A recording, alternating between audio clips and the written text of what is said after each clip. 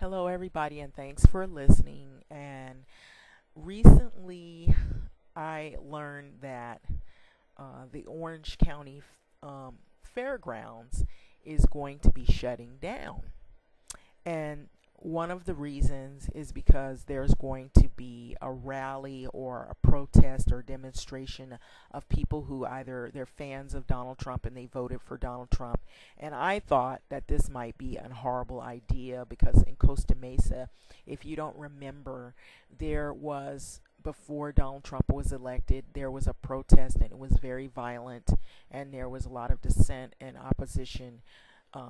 People who did not want Donald Trump to become president. So it's almost like they're kind of backlashing and saying, ha ha ha, look who we have as president now. We'll show you. And so there's a lot of those rallies cropping up. So I would bet that there may be backlash and there may be violence that may come forth with these rallies because from what I heard, it's supposed to be the 25th through the 27th, right out in Orange County here in California. And I'm hearing that there are going to be counter protesters.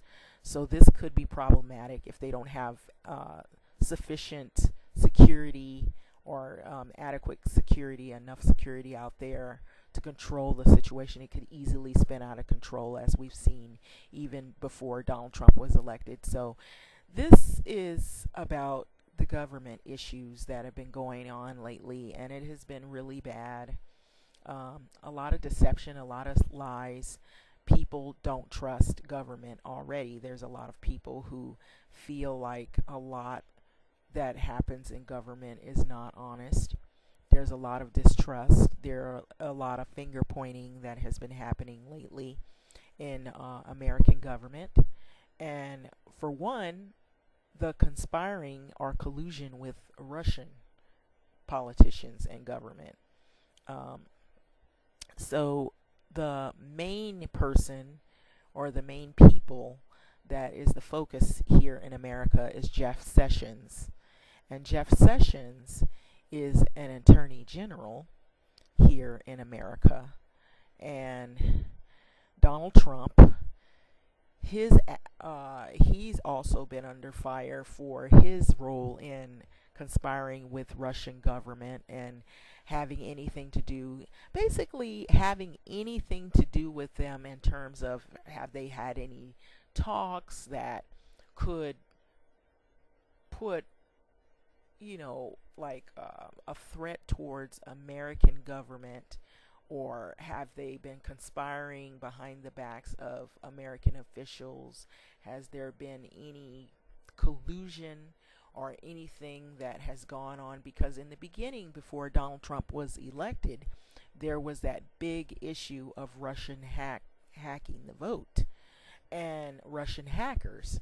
So speaking of Russian hackers, the Pentagon email system shuts down for 11 days after Russian cyber attack. This was in August the 7th, 2015. So this article was reading about Russian hacks into the Pentagon email system. So a little tidbit from that was, according to the investigators, Russian hackers are responsible for cyber attacks launched against the White House. And the State Department last year have carried out this attack against the Pentagon.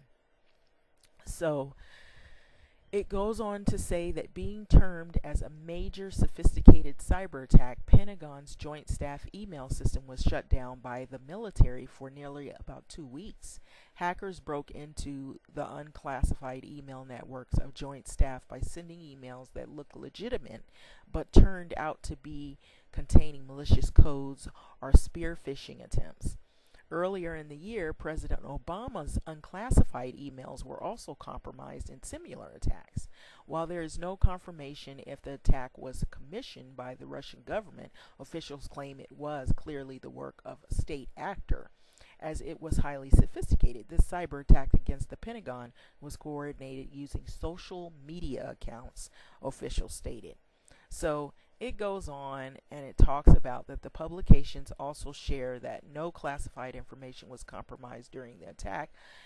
as only the unclassified email system was hacked, leading to accounts and emails belonging to that system being leaked.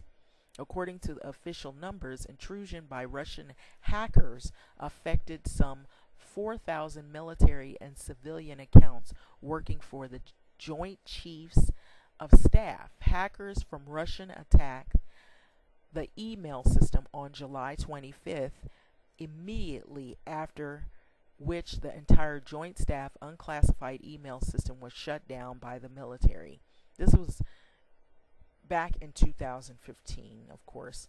It is expected to be back up online before the end of the week. So that was an NBC report, which Donald Trump, anything having to do with most of these news people, anything having to do that makes him feel that it's threatening his administration, he feels like it's fake news. So this is clips of different people who are under fire. You just saw Jeff Sessions, who took an oath, and his big deal was having dealings with the Russian ambassador. And what is his connection with the Russian ambassador? So this is the Russian ambassador, and you're gonna see Sessions again with Donald Trump. And so these are the people that are in the hot seat right now in terms of, being questioned and investigated. And so it just makes people have more distrust in our government, which they've already had some doubts, some real strong suspicion that there's a lot of lying, there's a lot of collusion, and there's a lot of not really telling the general population what is really going on. That's why a lot of things seem to be happening right now, and they're unfolding. But now what we notice is that, from what I was looking at on the news and on some of the outlets, is that there's people that are in government who create distractions. So they'll tweet something and they'll accuse somebody of something so that you can be distracted from all of the other things that are going on. So you're going to see Barack Obama, who was the 45th president, and he looks really stern right here, but he's been accused from Donald Trump of wiretapping Trump Tower. So President Donald Trump has accused his predecessor, Barack Obama, of wiretapping Trump Tower just before the presidential election last November. Okay, so those are the allegations that were tweeted more recently.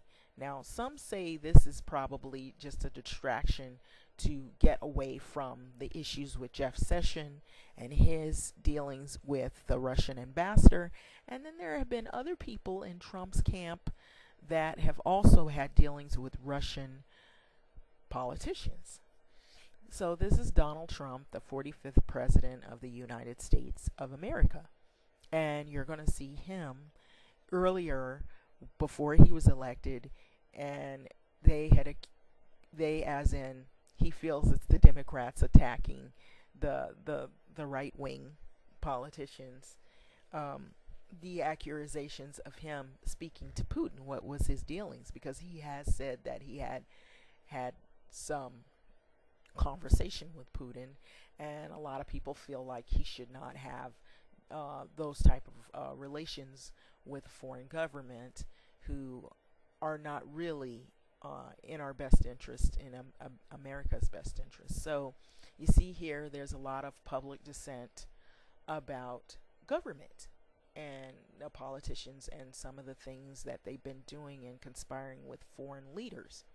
So there are also talks that there are some people in high government that do have to meet with foreign leaders for different talks and different meetings and conversations. But in recent developments, what are these conversations about? If they aren't something that is going to be,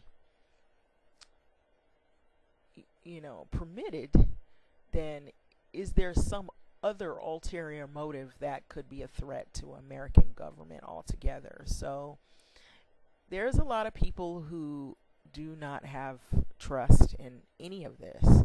So all we can do is sit back and just really watch the floor show, because we're in for a rocky ride.